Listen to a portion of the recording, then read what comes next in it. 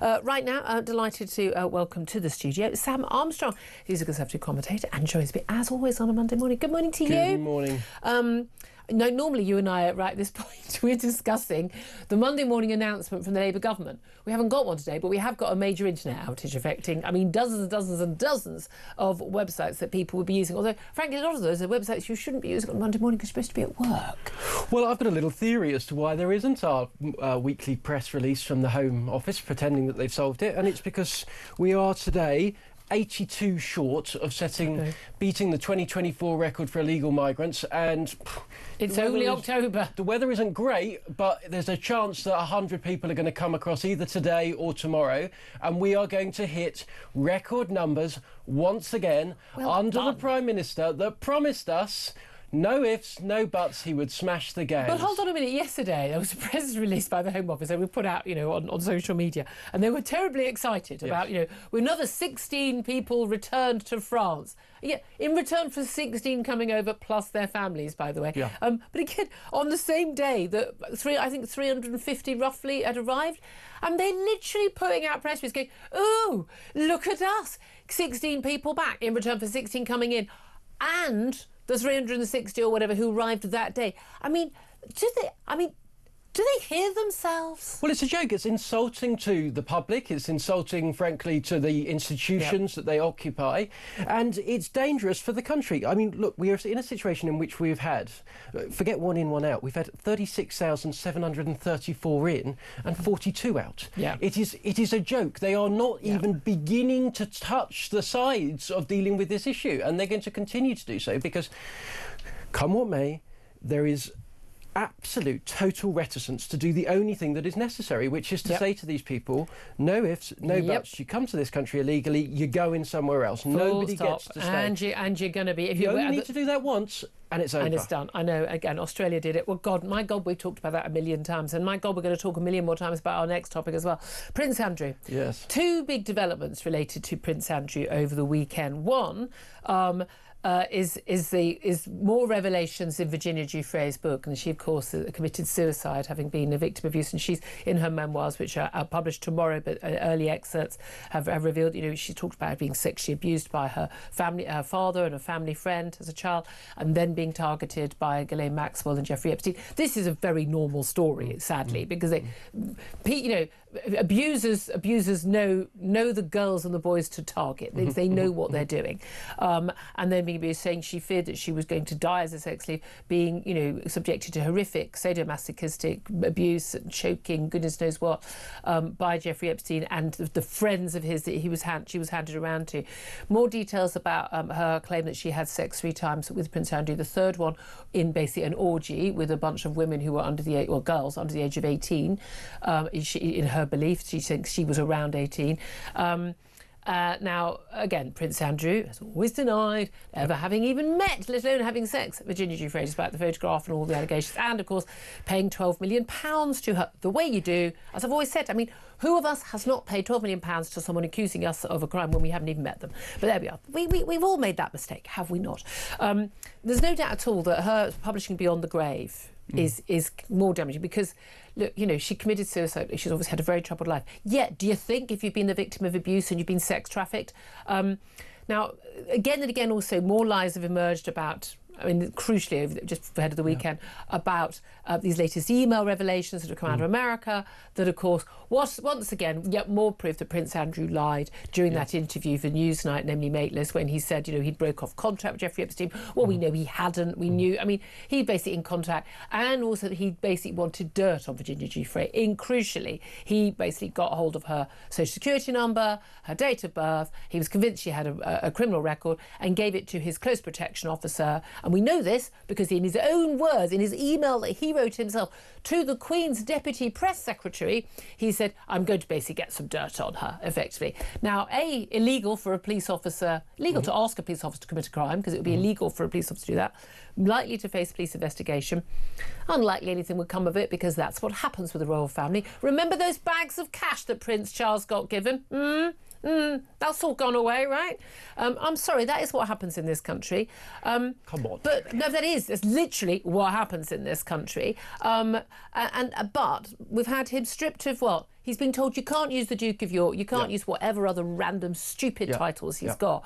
But he is still a prince. He was born a prince because he's the son of the late Queen.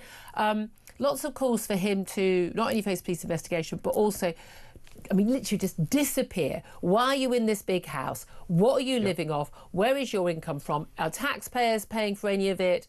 Why have you got a title at all? Do you think that he should be stripped of all his titles? Do you think that, and by the way, this requires a parliamentary act, that even a nanosecond of the country's time in the Commons should be used to do this? Where do you stand? Well, firstly, I think Parliament has got better things to do than to deal with this man and his titles. The second thing I would say is, to be fair to the King, he has acted, in my view, pretty decisively. This is his own brother, someone he was... but he hates him. This is long-standing. But even there's no love lost. I mean, look, however much you squabble with your siblings, there is a degree of love and familial affection here, and it would not be pleasant for anyone, not least the King, who's in the midst of cancer treatment, to have to break out of his time out of his diary last week to... Basically, it looks like he had to threaten his brother with an act of Parliament. That's certainly what the Sunday papers are saying. To say, you have to give up all of your titles. You have to publicly humiliate yourself, because he has. In doing this, he's basically made another further admission of guilt. That is what it looks like, sorry. In order to save the reputation of the family. That cannot have been easy. And the King, credit to him, did so. Now, plenty of people will say, why did it take until now? I would say this, it wasn't known categorically, provably, until last week that Andrew had lied, that he had lied to his own family, that he'd lied to his own mother, to his brother, about the extent and the times of which he had contact with Jeffrey Epstein. What we saw last week was the fact that Andrew has been going around basically, and I apologise for putting it this highly, as a bit of a con man, trying to persuade everybody around of this nonsense story that... no one believed regrettably, it. Well, no one believed it. Here's the thing, and this is the thing about the royal family. This is my issue, is that, okay, all that time that he wrote that letter he wrote that email. We've seen the email to the Queen's Deputy Press Secretary. When he was going off and staying with a convicted child sex trafficker, okay, he solicited young underage girls for prostitution. He was already convicted of that. He went off and said that. He takes his security team with him. You don't think that the Met high-level, close protection team, they don't all discuss things? There's no way in the world that who he met, where he was not known to the upper echelons of the police, and that this was not passed on to the press secretary of the Queen, and that the Queen was or was not informed. There's no way in the world that senior Met police officers and that senior royal, certainly royal officials, didn't know this stuff. Now, I suspect that Prince Charles, when he was Prince Charles, did know a lot of this stuff, and his mum was just left... We've all met people who are like, oh, my son can do no wrong. And she obviously had this complete blind spot for Prince Andrew, clearly her favourite child, and she had this complete blind spot for him, and I'm afraid he was able to get away with stuff which he shouldn't have been able to get away with. I'm sorry, I don't know a single person who believed a single word of anything he said in that Newsnight interview.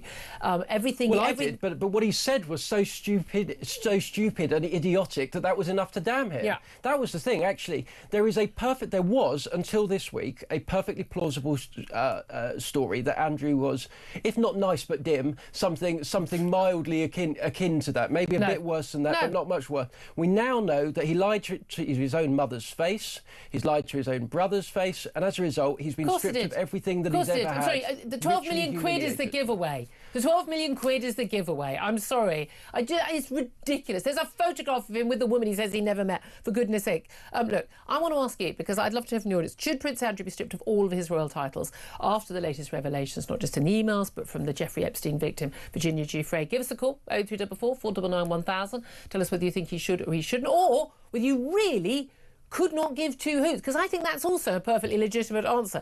But 0344 499 1000 is the number to call. Text the word talk and your message to 87222. Get in touch with us on X at talkTV. Calls are charged at the national rate.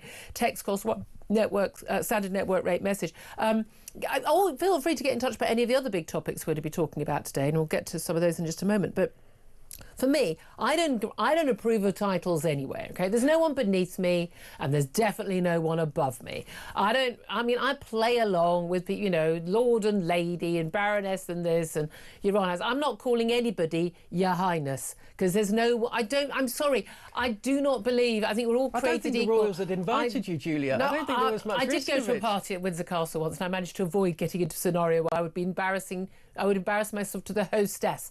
But no, I genuinely don't approve of any of this stuff. I think it's old-fashioned, silly nonsense. But if you want to have the pomp and the pageantry, and you want to have a head of a state, it's not late, that's fine. Okay, but I'm not bowing down to all that nonsense. The idea that this guy, and Prince Andrew, I had a lot of time for Prince Andrew. The fact that he fought for his country, very brave in the Falklands War, and he's thrown it all away. You know, Randy Andy and all of that. I don't even care if you're the heir and you're the spare, and you want to, you know, you've got a load of women throwing themselves at you. That's fine.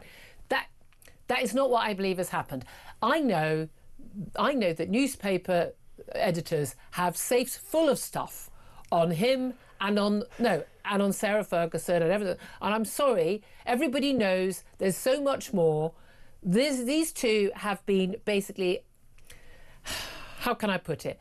They put money and their pleasure above anything and anyone else. And we're quite happy to create Sarah Ferguson. Oh, you know, hello, I know you're convicted of trafficking girls who are about the same age as my daughter, but could I borrow some money off you? Could you give me some money? They've never met a billionaire they didn't like. Yep. Doesn't matter how dodgy they are. I've just got no time for these people. I really have no time for them. And I completely understand why the King and Prince Charles are just, King and Prince William are just horrified that they are anywhere on the scene.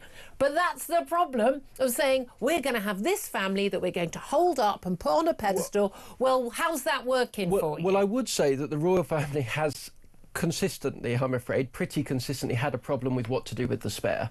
Yeah. And it is a... Hi, Prince Harry. It is an incredibly... People will laugh at this, you will scoff at this, but it is actually a difficult gig to get born into, being the spare. It's terrible. But I think being born to be a king is a terrible thing as well. Well, but say what you like about the kings and queens of this country, they have always had a sense of duty. Oh, and 100%. that mission and purpose has kept them basically sane in a difficult world. Because when you have duty, when you have a job to do, a mission to go about and achieve, most people, and in particular our royal family, have pretty successfully devoted themselves to that. It gives you purpose and happiness in life. The late Queen, absolutely purpose and happiness in life. But if you don't have that, if all you have is all of this, but there's nothing you're really working towards, that's when people go. I completely accept that, but then you can still manage to do that and not be friends with somebody who has trafficked underage girls for prostitution. Call me old-fashioned. Pretty reasonable bar. It's not. It's a low bar. It's a low bar. I'm telling you though, the police investigation will kind of disappear because they always do. Let's move on. I want to talk also about where we are with this Tel Aviv football match. I know we've had over the weekend a Tel Aviv football derby between Tel Aviv Maccabi and Tel Aviv Hapoel, basically cancelled. We're told by the Tel Aviv authorities risk to human lives. Violence broke out at the stadium. I'd like to point out it's very, very clear that the violence was, everything was started by flares in the colour of Hapoel, the other team, being launched, and then there was violence and between fans and to the police. However, that's happened, and people say, well, that completely justifies the plan to ban Tel Aviv Maccabi fans from attending a match with Aston Villa in Birmingham early next month. Now, what's interesting about this, we've been told this is about protecting those fans. They can't be safe. This is about protecting the home fans. This is about protecting just people generally in Birmingham. We don't have enough police. We don't have enough this. And then we've got a whole load of MPs and councillors in the Birmingham area, and all the independent MPs who've called for this, independent, i.e. pro-Gaza MPs, who basically were all going, well, it's because of Israel, isn't it, that this is a political ban. Where do you stand on this? Because it does seem to me that this message about this is really, really clear. It's that this is an area which is vast majority Muslim, and this is basically saying this is a no-go area for Jews. Is it that simple, or is there justification for that ban? Birmingham is now a Muslim area. That's what has been claimed. They've staked a flag in the ground. And we saw over the weekend, a protest in London, somebody was arrested. Why was he arrested? Well, in large part because he was wearing a small Star of David necklace round his neck. And we've got into a situation in now, it's kind of the reverse of the absolute worst eras of the last century, in which Jews were forced to wear Stars of David. Now, if you're wearing a symbol of Judaism, if you're wearing something that is associated with Jewishness, you are, to all intents and purposes, fair game. Banned from certain areas, because those areas belong to Britain's Muslim population, and their elected representatives, and I'm afraid it is their elected representatives, have basically made it clear that Jews are not welcome, and shamefully, disgracefully, appallingly, the police, whether that's West Midlands Police or the Metropolitan Police, have said, yeah, you know, we'll go along with that. That's no, our they policy don't too. couch it in those terms. They couch it in the terms of, like, we believe that Israel is committing a genocide in Gaza. That is not true, but the BBC plays along with a lot of that madness, so you can understand why people would think it's true. A lot of otherwise sensible, intelligent, educated people think that's true, and it is simply, factually, simply not true.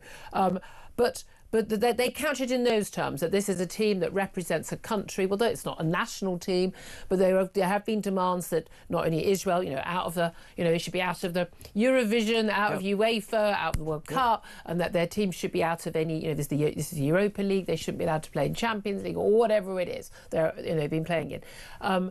And so they couch it in those terms. Yep. But does that cover up what they really think, which is that basically we don't like Jews and we don't want Jews coming here? OK, let's just say it is about the genocide of, inverted commas, genocide of Muslim people.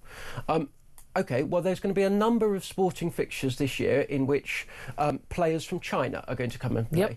There is a genocide of Muslims going on, an independent tribunal has found so, in the Xinjiang province of Uyghur Muslims. Are they campaigning for Chinese athletes not to be able to play, or Chinese fans not to be able to come? No. Are they doing the same in Sudan, Nigeria, Myanmar or Burma? No. They've got a problem with one particular country, and oh, surprise, it just happens to be the only Jewish state on the planet. It keeps coming up as a theme, doesn't it? Just keeps coming up. And that's the basic thing. Well, we're going to see, because the government has made it clear. I was quite impressed, actually, coming out very early, Prime Minister last week, and saying, right, we're going to, what resources do you need? But at the end of the day, the idea that we can't manage to host a football match without you can't keep people safe, that's pretty damning. But again, this is the same reason why we don't, as you say, see the Met Police properly policing the outrageous anti-Semitism that is blatantly on view and can be heard on the streets of London every other week with these pro-Palestine marches, which are just anti-Jewish hate marches now. That's what they are. And anyone who still attends those, I mean, that's we know who and what you are now, But their failure to tackle that, they don't police that the same way they police other things. What do you make of reports that Steve Witkoff, Donald Trump's sort of Middle East envoy, and his son-in-law Jared Kushner, they have flown to Israel amid concerns about this Gaza ceasefire? We've had claims and counterclaims from Hamas and from Israel. 2 IDF soldiers have been killed. IDF have put an explanation, and they have basically returned with rockets. I mean, that's what you're going to do. At the end of the day, there's lots of claims and counterclaims. Oh, and it's reported, the BBC and the ITV and Sky, that this side or that side claim the ceasefire has been broken by them or the deal's been broken by them. But we know that Hamas is in breach of the deal because Hamas has not returned all the bodies of dead Israeli hostages. So they're already in breach of the deal. We knew that like a week ago. Well, the key thing is that Hamas, yes, is in an existential war with Israel, of course it is, but it's also much more worried about, as an organisation, its own problems, which is maintaining the control of the Gaza Strip. Because the moment that the Hamas faction, that's been very happily enriching itself off the Gazan people for decades now, the moment that they lose control, then, well, they are all going to end up probably killed or shot by other factions, perhaps more pleasant, perhaps less pleasant, within the Gaza Strip. And that's the secret that nobody ever tells you about Hamas. They are a criminal gang that is mafia. That is exploiting the people of Gaza, and there are plenty of other people that are determined to do so, which is why the moment Israeli troops left the Gaza Strip, what did they set about doing? This, the BBC, ITV, whomever cannot deny, because they filmed it and put out the videos themselves. They went around executing people from rival factions because they're determined to hold control. So it's no surprise to me they need some skirmishes with the Israelis, because that's what they need to keep the entire Gazan people in line so they can keep defrauding them. Absolutely, absolutely.